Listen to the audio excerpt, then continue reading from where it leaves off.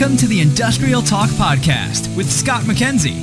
Scott is a passionate industry professional dedicated to transferring cutting-edge, industry-focused innovations and trends while highlighting the men and women who keep the world moving.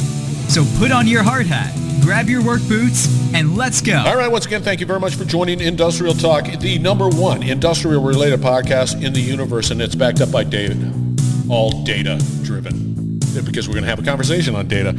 But we are building a platform that is dedicated to industrial professionals all around the world. You are bold. You are brave. You dare greatly. You solve problems. You make the world a better place. Why not celebrate you on this platform? Absolutely. And we are broadcasting from Hexagon Live here in Las Vegas.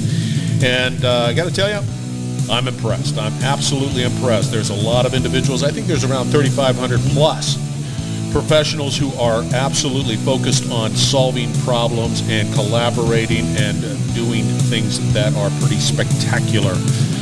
Dilraj is in the house. He's with 21 Tech. We're going to have a conversation all around what they're doing, so let's get cracking. Hey, Scott. Glad to be here. Glad to see you again. When was the last time we chatted? I think it was a year and a half ago.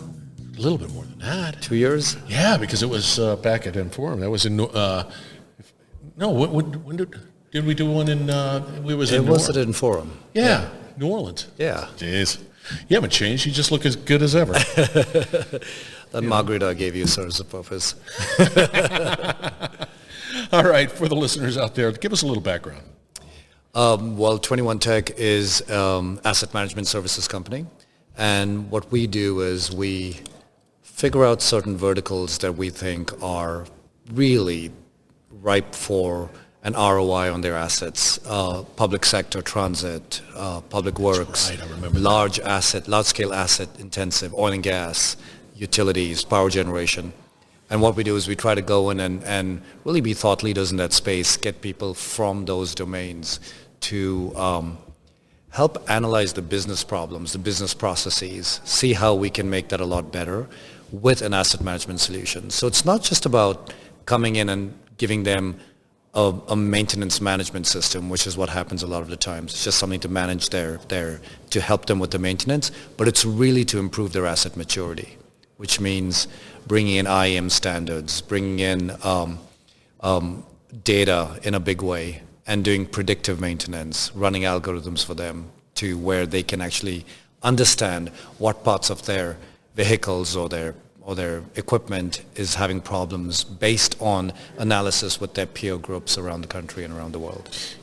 Do you find it because when you start talking, it could be quite macro. Because you're not just deploying a system and saying, okay, you got that asset, we're going to be doing this, and there it is. It's a more macro or holistic view of the business on optimizing it to a certain extent. How do you prevent the client from just getting overwhelmed? Because it could be overwhelming, right? Yeah, you're right on the nose on that. And actually, thanks for saying it. It's got to be a macro view, because one of the things we've noticed is a lot of asset management solutions are not very holistic in their viewpoints. They go in and say, here's a technical need you have. It's maintaining this equipment. We'll put that in. And they walk away and everyone's kind of happy. It's working. But they really haven't helped the client with their pain points and haven't helped the client mature and get an ROI. So really our 21 Tech's focus is to understand an ecosystem of what all the client pain points are. EAM is one of those pain points. It's not the only one. We don't go in and turn the wrenches and leave. So we look at their entire ecosystem, whether it is, for example, in transit, whether it's the transit vehicles or whether it's the customers that are using it or whether it's the turnstiles or whether it's the rail, what are their pain points? And for each area, what are the products that they need?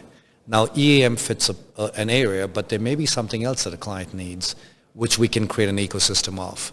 And that's where Hexagon is so great, because they have other products like Ecosys, like SIG, that geospatial, that can really help the client's other pain points. So if we look at the client holistically, say here are all the areas in each of these lanes that we've created for you that you need assistance on, and here are the products that can help you. they truly appreciate that. It's much more than just EM. It's a little bit more consumable in a sense of, the bytes, because it could be overwhelming. Now, from that point of view, you're saying, okay, here we go. Pain, solution. Can I just say, this pain is really a problem? Yeah, that's a pain, but let's look at this pain and then be able to incrementally begin to take that whole holistic view, but then be able to take chunks and say, let's start addressing those. Absolutely. So one of the first things we do when we meet with a client, and this is critical, is part of our methodology is to go in and say, meet with the executives and do a roadmap analysis, right? We say, where do you want to be in 5 years or 10 years? We'll be here for a year or two and we'll be gone. But where do you want to be? And they talk about where they want to be with their growth, with their maturity, with their ability to respond. And we say, well, usually they overcommit. And we say, well, in order to do that, here are all the processes you need to have in place. Here are all the things you need to do. And they go, whoa, we're not going to be able to do all that. So then they get realistic and say, okay, in 5 years we want to be here. And then we say, let's lay out the roadmap to get there. This asset management piece is one step. Here are the other things you need to do after we're gone. Here's the way you're going to evolve into that. So what we don't want to leave them at is they just plateau after we leave. We want to leave them with the most critical need that they have fixed, but then all those incremental needs, they have a way to continuously evolve. And part of our methodology is come back every 6 months after we're done, just to check in with them, look at where they're going, tweak their processes, help them get there. So it's a really long relationship with them, and it really allows bringing in those ecosystem of products as they need them. We talk about processes, and then you come in you start visiting them every 6 months and tweaking the process.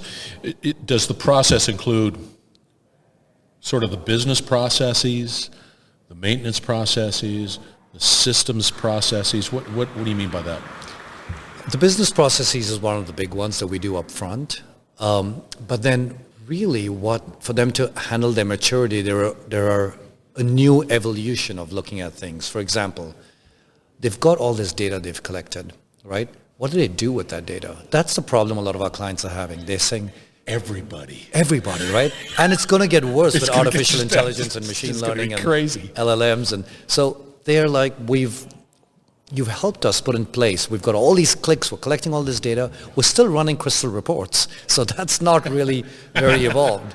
Yeah. So that's where we come in and say, what's your next step? How do we get you to really look at the data? And so we look at this data service to them as almost 3 steps. The first one is help them collate and collect clean data.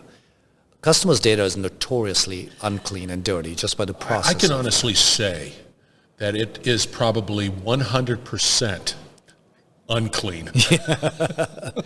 And you can understand, right? It's historical data. It's not really structured. No. So unclean data. So helping them figure out how to get clean, original, collected data. Then the second step is, how do you do governance around it? What are the processes to do governance? And then the third step is, how do you manage all of this now? What's the managed services around it? Yeah. So those are the 3 just on data after you put in an EM solution. That's an evolution that we're talking about, right?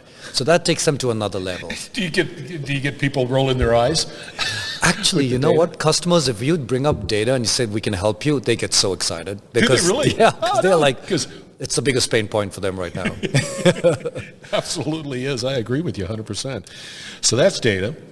And then they're super excited about, IoT and AI and what is that going to do for us, and how can we use that, and how do we really get sophisticated with our predictive maintenance. So bringing in those tools, bringing the customers, the partners that we have that can do a lot of AI stuff that we may not be specialized in, but bring them in at the right points really helps evolve the customer.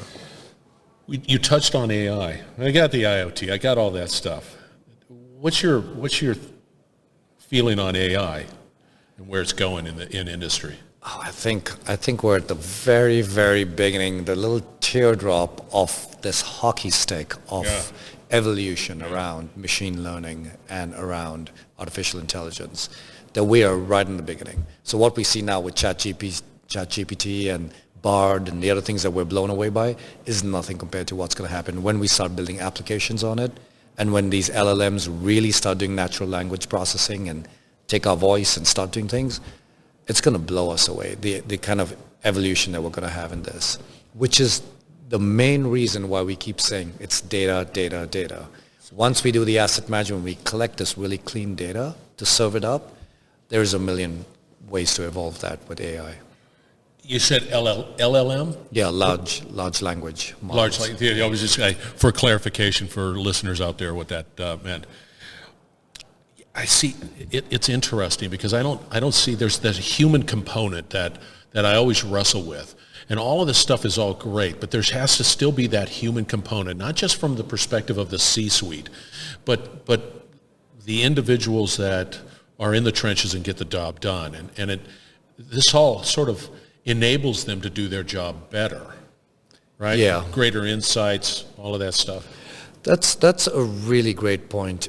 You know, historically, one of the problems we've had with putting in really complicated technical solutions is not the technology, it's the user adoption. It is. And getting users to like a system and to accept that it can make them better at their job takes a while, because it first has to get over their suspicions. It has to, in 21 Tech, we follow something called the ADKAR methodology for change management. ADKAR, which stands for, I'm going to put myself on a spot now, but awareness. Start with creating an awareness of what's going to happen. Then create a desire. Then help them with their knowledge, which is the K, which is really doing it shoulder by shoulder configuration with them, helping them learn that. And then they get to acceptance and then recognition of what they've done and reliability, right? So if we don't take them through that process, we're going to have people who are quite confused and quite afraid. And it's a lot of technology. So we've got to get them to accept this and realize it's actually going to make them so much more evolved in their job. Do you think that, because I agree with you 100%, because you have, it's challenging to get people to adopt a solution. But if they don't like it, try to get them back over to say, hey, you like it. That's a hard sell. Yeah. And you're going to constantly have individuals that are like, that's not right. The worst thing we can do is do change management after we've implemented the solution. Oh. That is a very heavy lift. That's just massive, because and it happens all the time. It happens all the time. Usually clients go, we'll just do this internally. They're not really experienced with it. And then when it rolls out, then opinions are set. We hate this because this is different. We haven't created that desire. We haven't created that knowledge. Yeah. So it's all fear at this point. And I digress, because whenever I used to deploy systems, I would always start just with the today's process. Tell me what today's process as is. Let's map it out. And I would always map it out in such a simple way and get all of the people in the room going, yeah, that's it. Yeah, and, that's a problem, right? They'll point out problems with that dialogue and with that facilitation. Then you overlay that 2B. It's like, okay, now let's figure this, and this is where the system fits in, and then you have them, but everybody's a part of that whole process of really defining the processes going forward. Yeah, getting them to lean in and talk about it is critical. Also, you know, when you have a mechanic that says, well, I've always done it this way and it works for me, asking him, well, where are your pain points? He's like, well, I've got to fill out all this stuff and there's all this paperwork I have to do. Bingo. And we say, well, imagine if you had a mobile device that just, you press one button and fills it out for you and checks it off for you. And then we're creating that curiosity and that awareness in them, right? And they're like, oh, you mean it's not going to track me, it's not going to do this, and we take care of their fears and make them feel good about it. That's building the 2B also, because we're not going to get to the 2B in theory if these guys don't accept it. So you never will, and it is. It's always a human equation. Yeah, it just is. The technology, like you said, is the technology, and it's powerful. Don't get me wrong, and there's a lot of incredible thinking in there. So with that said, so we've got you painted this great picture, and I like that view, that customer-centric view, because you want them to succeed. You don't want to just not. I mean, that just makes no sense. You want them to succeed. Yeah. And one of the reasons why 21 Tech's chosen its path is because we didn't want to be a mile wide and an inch deep with our customers, where we understand the product really well, but we don't really understand their pain points. Oh, yeah. Because if you do that, then you're going in with a hammer on everything, right? And saying, hey, this is the solution we know. Yeah. You're not understanding the nuances of public works or of transit or of oil and gas or supply chain, which we have to do. You go into supply chain and say, how is your inventory optimization? And they go, oh my gosh, he understands our problems. That's their pain point. Yeah. But you wouldn't do that if you went to a pharma company or something like that. So you really have to understand the client and their pain points to be able to have them trust you and say, yeah, we want to open up our business processes to you and help you clarify those. The other thing that I think 21 Tech does that we've learned is we've built up a library of accelerators. And these are little point solutions. So for every thing that has to be done again and again and again with different clients, we've made the solution, we've reconfigured it using the Hexagon product. So when we go to them and say, you need to do your cycle counts for your entire inventory, we've built the whole process where they have to count every item in their inventory across these huge warehouses. If we build a process for them, they're like, you mean I don't have to give you the requirements and design it? And we're like, no, it's all done. So the more of these accelerators we can put in for them, the more all they have to do is just tweak it and say, we're slightly different over here. It's almost like ChatGPT, but from an accelerator perspective, and you just sort of tweak whatever's the result. That's such a great insight. I'm going to use that. That's a great line. You do the ChatGPT and you go, hey, that's close, but if I change this and this, now it's spot on. It's perfect, right? Yeah. It's spot on. That's what we found with customers. They're like, you mean you're not going to come with a pencil and paper and ask me what my requirements are, and if I miss one, you go, gotcha, here's a change request. I like that. That's not at all the way we want to operate, right? We want to show them. And this has been built by their peers. So the other thing 21 Tech's doing is we're creating something with Hexagon called an EM-minded virtual community. So anyone who's interested, who's got the product, who's interested in learning from others, they're going into, we're calling it, I think it's 21tech/EM-minded.com, where they go in and they meet their peers. They say, hey, I'm having a problem on this. Now, they don't need Hexagon to respond. They don't need 21 Tech to respond. New York MTA asks a question that Orange County Transit says, hey, we had that problem. This is how we resolved it, They're exchanging data. They're learning from each other. Yeah. And it's a very organic growth over there. Yeah. See, and I do like that. I always preach education, collaboration, and then innovation. And I don't think you have all the answers. So that is just, exactly. And if you accept the fact that you have not all the answers, that means I have to collaborate. And then the ability to collaborate with individuals that been there, done that. That exactly. Makes complete, and it compresses the time.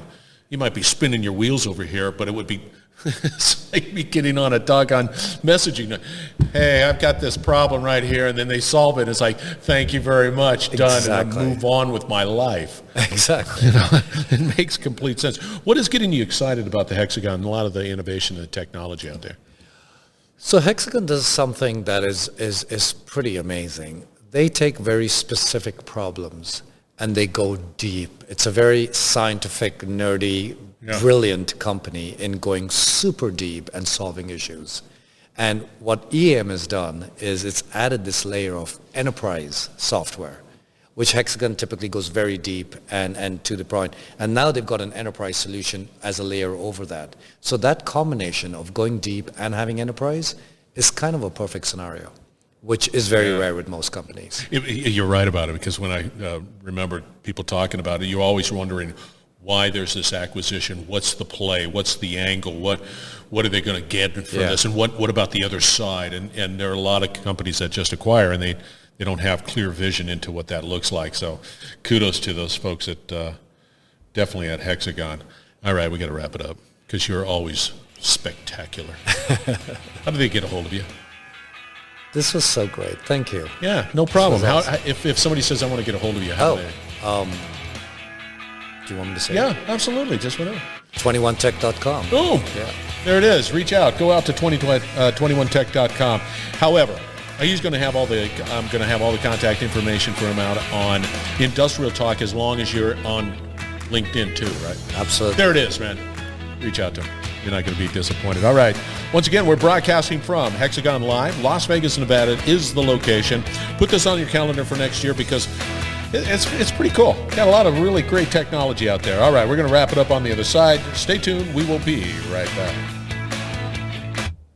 You're listening to the Industrial Talk Podcast Network. All right, once again, thank you very much for joining Industrial Talk, and thank you for your continued support of a platform that is dedicated to industrial professionals all around the world. You need this celebration because you're changing lives and you're changing the world as we speak. Dilraj was the interviewee. 21 Tech is the company, and go out to Industrial Talk. Go out to Industrial Talk and reach out to Dilraj. You will not be disappointed. He never disappoints. That's what that did. He's amazing, and they're very passionate about asset management. All right, as you can tell, we were on site, Hexagon Live in Las Vegas, Nevada. And just as a point of encouragement, you need to slice out some of your schedule for next year. You will not be disappointed. They talk about innovation, yes. And they talk about sustainability, yes. And they talk about asset management and everything in between. It's amazing. It was an amazing event. So, I wholeheartedly just say you need to do it. All right, be bold, be brave, dare greatly. Hang out with Dilraj and you're going to change the world. We're going to have another great conversation coming from Hexagon Live shortly, so stay tuned.